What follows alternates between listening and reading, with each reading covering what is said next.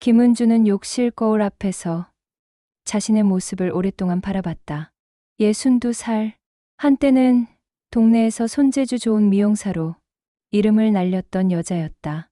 지금은 그 모든 것이 과거의 일이 되어버렸다. 남편이 떠난 지 벌써 2년이 지났다. 갑작스러운 사업 실패와 병마가 한꺼번에 덮쳐왔던 그 해가 아직도 생생했다. 남편의 장례를 치르고 나니 빚더미만 남았다. 30년 동안 운영해온 미용실을 정리해야 했다. 단골 손님들이 하나둘 등을 돌리는 것을 보며 은주는 세상의 차가움을 뼈저리게 느꼈다.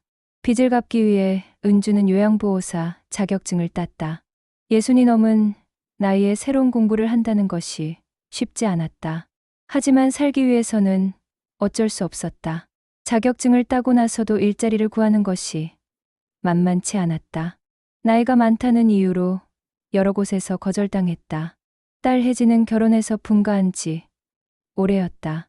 가끔 안부 전화를 하긴 했지만 자세한 속사정까지는 말하지 않았다. 딸에게 짐이 되고 싶지 않았다.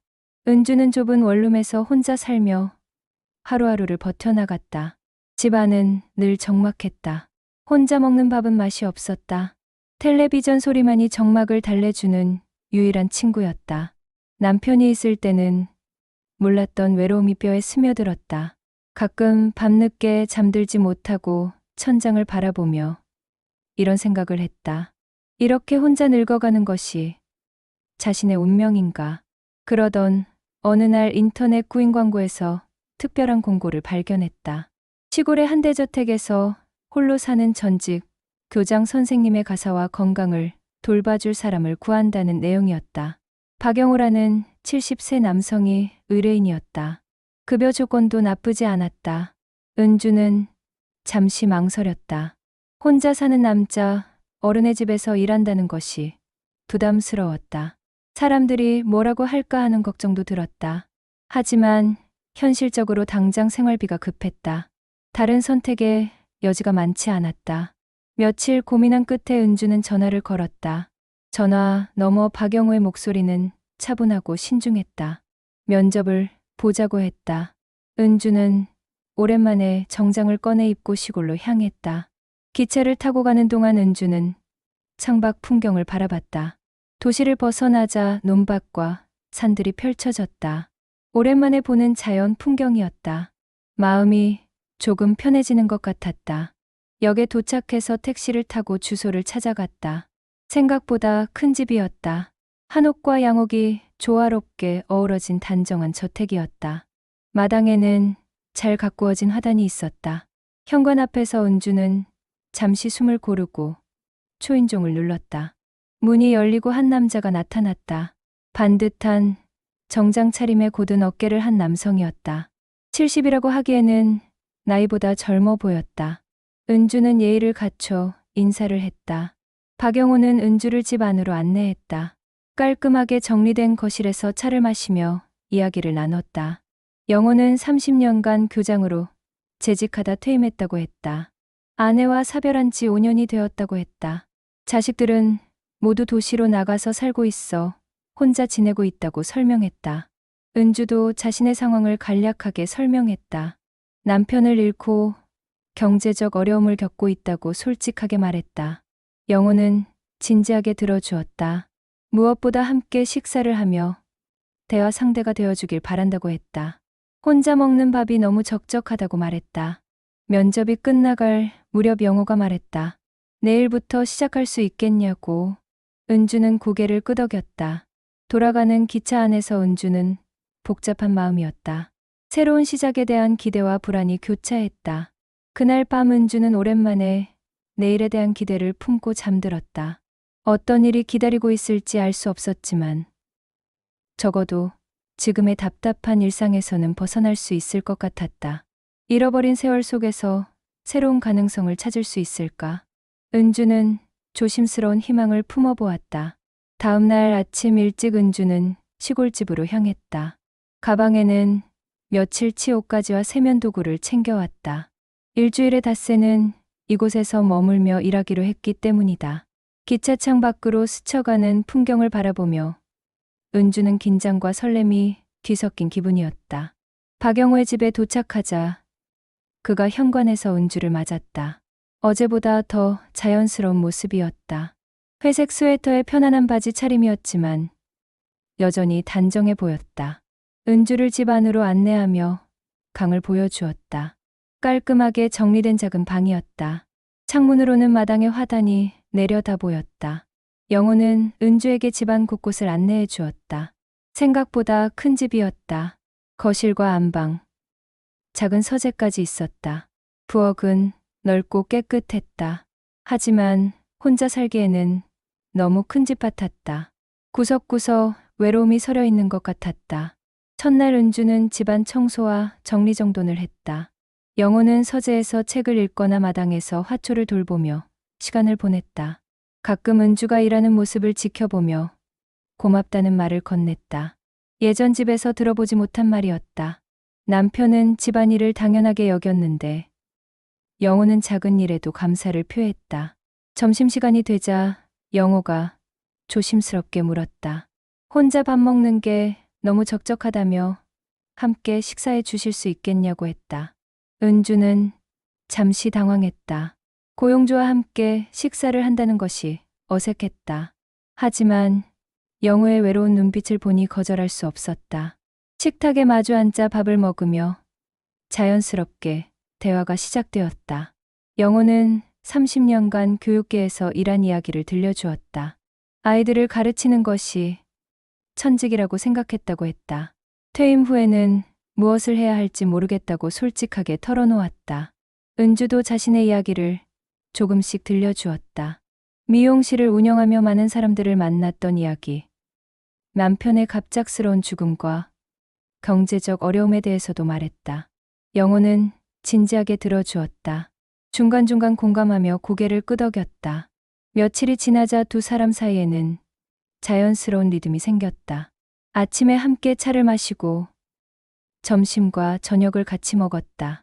영호는 은주를 단순한 일꾼으로 대하지 않았다. 한 사람으로서 존중해 주었다. 은주의 의견을 물어보고 작은 일에도 고마워했다. 저녁 식사 후에는 거실에서 차를 마시며 이야기를 나누는 것이 일상이 되었다. 영호는 젊은 시절 이야기를 들려주었다. 아내와 처음 만났던 순간, 자식들이 어렸을 때의 추억들을 이야기했다. 그럴 때마다 그의 눈에는 그리움이 어렸다. 은주도 점점 마음을 열기 시작했다.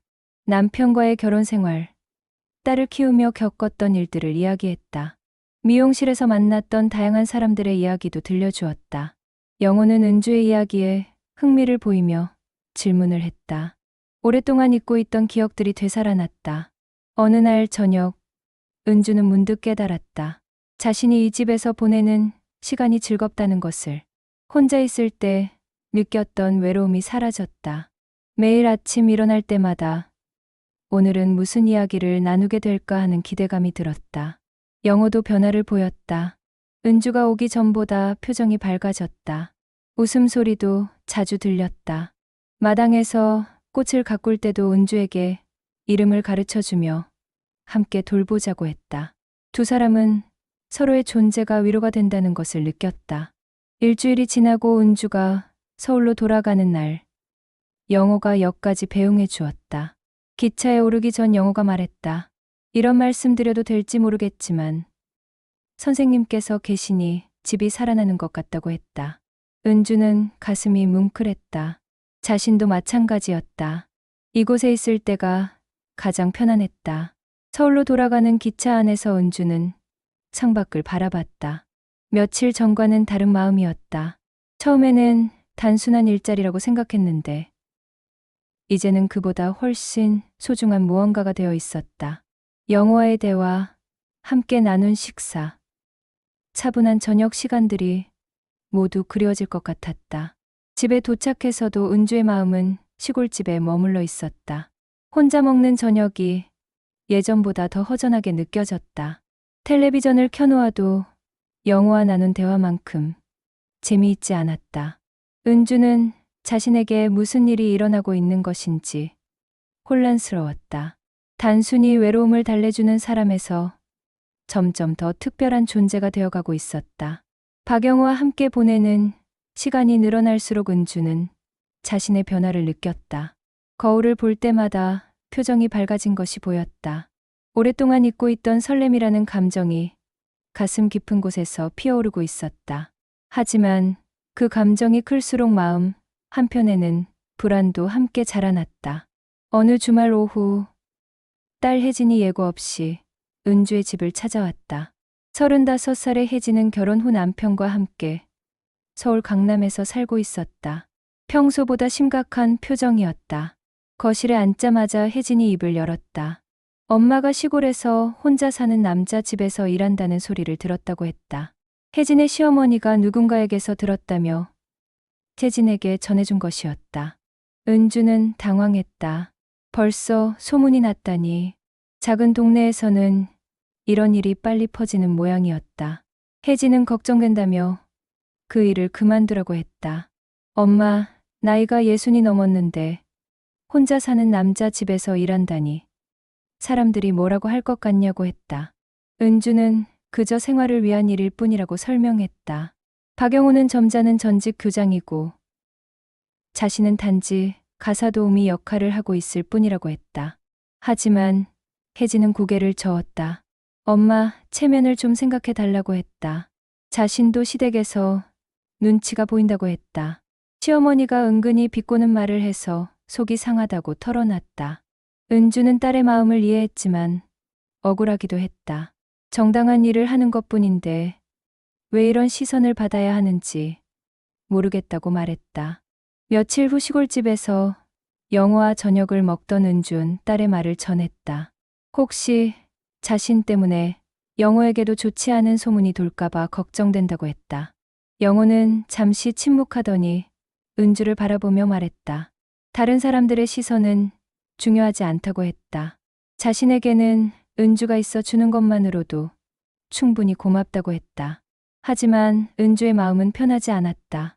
딸이 힘들어하는 모습을 보니 마음이 아팠다. 그동안 혜진에게 짐이 되지 않으려고 애써왔는데 오히려 다른 방식으로 부담을 주고 있는 것 같았다. 밤에 혼자 누워서 이런저런 생각을 했다. 과연 자신이 이 일을 계속해도 되는 것일까? 다음 주 서울에 돌아왔을 때 은주는 오랜 친구를 만났다. 미용실 시절부터 알고 지낸 동갑내기 친구 순이였다. 순이에게 자신의 상황을 털어놓자 순이는 의외의 반응을 보였다. 뭐가 잘못된 거냐며 오히려 은주를 지지했다. 요즘 시대에 그런 편견을 가지는 것이 이상하다고 했다. 순이는 은주의 변화를 긍정적으로 봤다. 예전보다 훨씬 생기 있어 보인다고 했다. 표정도 밝아지고 말투도 활기찼다고 했다. 남편 잃고 난 후 계속 우울해하던 모습과는 완전히 달라졌다고 했다. 그런 변화를 가져다 준 일을 왜 포기하려 하느냐고 물었다. 친구의 말에 은주는 위로를 받았다. 하지만 여전히 딸과 사회의 시선이 부담스러웠다. 자신의 행복과 딸의 체면 사이에서 고민이 깊어졌다. 영호와 함께하는 시간은 점점 더 소중해졌지만 그만큼 주변의 시선도 더 신경 쓰이게 되었다. 은주는 선택의 기로에서 갈등했다. 딸의 반대와 사회적 시선 때문에 고민하던 은주는 그래도 일을 계속하기로 결심했다. 생활비도 필요했고 무엇보다 영호의 시간이 너무 소중했기 때문이다. 하지만 마음 한구석에는 여전히 불안감이 자리하고 있었다. 그런 어느 비 오는 화요일 오후였다. 은주는 평소와 같이 2층에서 청소를 하고 있었다. 영호는 1층 서재에서 책을 정리하고 있었다. 은주가 걸레질을 마치고 계단을 내려오는데 발을 헛디뎠다. 젖은 걸레 때문에 계단이 미끄러웠던 것이다. 순간 몸이 균형을 잃으며 계단 아래로 굴러떨어졌다. 둔한 소리와 함께 은주는 바닥에 쓰러졌다. 발목에 극심한 통증이 밀려왔다. 아픈 것보다 놀라서 소리를 지를 수도 없었다. 그때 서재에서 급하게 뛰어나온 영호가 은주 곁으로 달려왔다. 영호는 당황한 기색이 역력했다. 괜찮으시냐며 은주를 조심스럽게 부축했다. 은주의 발목이 퉁퉁 부어 있었다. 영호는 즉시 응급처치를 했다. 얼음을 가져와 찜질을 해주고 발목을 높게 올려놓았다. 그리고 곧바로 병원에 전화를 걸어 상황을 설명했다. 병원에서 돌아온 후 영호의 극진한 간병이 시작되었다. 의사는 발목 인대가 늘어났다며 며칠간 절대 안정을 취하라고 했다. 영호는 은주가 움직이지 않도록 세심하게 챙겼다. 죽을 끓여주고 약을 챙겨주고 붕대를 갈아주었다. 은주는 미안하다며 집으로 돌아가겠다고 했다. 이런 상태로는 일을 할 수 없으니 폐만 끼친다고 생각했다. 하지만 영호는 단호하게 말했다. 다 나을 때까지 여기 있어야 한다고 했다. 건강이 먼저라며 일은 걱정하지 말라고 했다. 치료비며 생활비는 자신이 도와주겠다고 했다. 남편이 세상을 떠난 후 아무도 자신을 이렇게 보살펴준 사람이 없었다. 딸도 자신의 일로 바빠서 아픈 몸을 돌봐준 적이 없었다. 영호의 따뜻한 손길과 배려에 은주는 눈물이 쏟아졌다. 고마움과 미안함, 그리고 알 수 없는 감정이 복잡하게 얽혀 있었다. 밤이 되자 영호는 은주 방 옆 소파에서 잠을 청했다. 혹시 밤에 아프거나 무엇이 필요할까 봐서였다. 은주가 괜찮다고 해도 영호는 고집을 부렸다. 가족도 아닌 자신을 위해 이렇게 헌신하는 모습을 보며 은주는 가슴이 벅찼다. 이틀째 되던 날 밤, 은주는 잠들지 못하고 천장을 바라보고 있었다. 발목은 여전히 아팠지만 마음은 이상하게 따뜻했다. 영호가 보여준 진심 어린 보살핌이 고마웠다. 이런 감정을 뭐라고 불러야 할지 몰랐지만 분명한 건 영호에 대한 마음이 단순한 고마움을 넘어서고 있다는 것이었다. 다음 날 아침 영호가 죽을 끓여 가져다 주며 말했다. 어젯밤에 많이 생각해봤다고 했다. 혹시 자신 때문에 힘든 일을 겪게 하는 건 아닌지 걱정된다고 했다. 은주는 고개를 저었다. 오히려 자신이 영호에게 폐를 끼치고 있다고 생각한다고 했다. 그때 영호가 조심스럽게 말했다. 솔직히 말하면 은주가 다친 것을 보고 얼마나 놀랐는지 모른다고 했다. 가슴이 철렁 내려앉았다고 했다. 그 순간 자신에게 은주가 얼마나 소중한 존재인지 깨달았다고 고백했다. 은주는 영호의 진심 어린 말에 가슴이 뛰었다. 자신도 마찬가지였다. 이제 더 이상 단순한 고용관계가 아니라는 것을 인정할 수밖에 없었다. 발목 부상이 회복되면서 은주는 자신의 마음도 정리할 수 있었다. 영호가 보여준 헌신적인 간병을 통해 두 사람 사이에는 특별한 감정이 자리 잡았다는 것을 인정하게 되었다. 이제 더 이상 단순한 일자리가 아니었다. 서로에게 소중한 존재가 되어 있었다.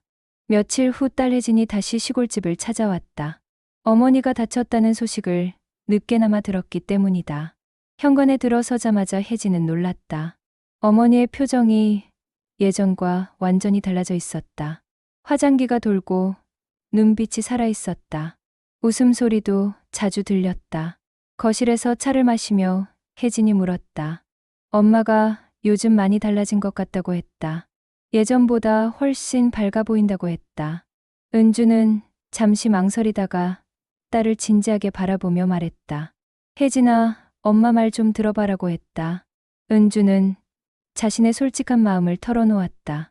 박영우와 함께 보내는 시간이 얼마나 소중한지 설명했다. 남편을 잃고 외롭고 힘들었던 시간들, 그리고 이곳에서 찾은 평안함에 대해 이야기했다. 자신도 60이 넘었지만 아직 한 사람의 여자로서 살고 싶은 마음이 있다고 고백했다. 혜진은 처음에는 당황스러워했다. 하지만 어머니의 진솔한 고백을 들으며 점차 마음이 누그러졌다.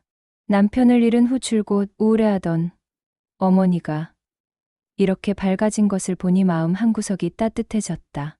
어머니의 행복이 가장 중요한 것 아니냐는 생각이 들었다. 은주는 계속해서 말했다. 난 엄마이기 전에 한 사람이라고 했다. 이제 내 행복을 찾고 싶다고 했다.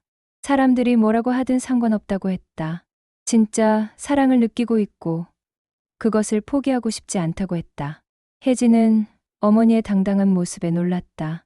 혜진은 한참 생각하더니 눈물을 글썽이며 고개를 끄덕였다. 엄마가 행복하다면 자신도 좋다고 말했다. 처음에는 체면 때문에 걱정했지만 정작 중요한 건 어머니의 마음이었다고 인정했다. 시댁에서 뭐라고 하면 자신이 알아서 하겠다고 했다. 그날 저녁 은주와 영호는 마당을 거닐었다. 봄이 깊어가면서 화단에 꽃들이 만개하고 있었다. 영호가 조심스럽게 물었다. 앞으로 어떻게 지내고 싶은지 말이다. 은주는 잠시 생각하더니 대답했다. 법적인 혼인보다는 동반자로서 함께 살고 싶다고 했다. 나이도 있고 서로 자식들도 있으니 부담 없이 지내는 것이 좋겠다고 했다. 영호도 그 제안에 동의했다. 형식보다는 마음이 중요하다고 했다. 서로를 이해하고 배려하며 남은 인생을 함께 보내는 것만으로도 충분하다고 했다. 며칠 후 은주는 서울의 원룸을 정리하고 시골집으로 완전히 이주했다. 친구 순이가 도와주었다. 순이는 은주의 선택을 진심으로 축하해 주었다. 나이 들어서도 사랑을 찾는 것이 얼마나 용기 있는 일인지 안다고 했다.